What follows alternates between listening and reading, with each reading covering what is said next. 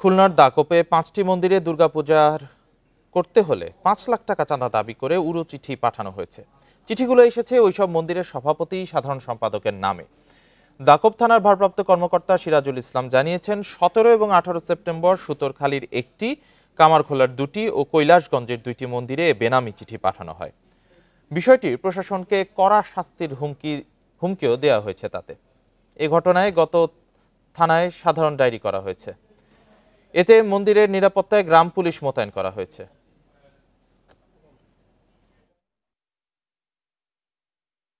বিলম্বে কারা এই ঘটনা ঘটালো তা তদন্ত করতে হবে এবং আমি সনাতন ধর্মাবলম্বীদের উদ্দেশ্যে ওই এলাকার উদ্দেশ্যে বলতে চাই যে আতঙ্কের কোনো কারণ নেই। আমরা ধর্মীয় উৎসব অনুষ্ঠানাদি পালনের মাধ্যমে এই সকল দুষ্কৃতিকারীদের জবাব দেব।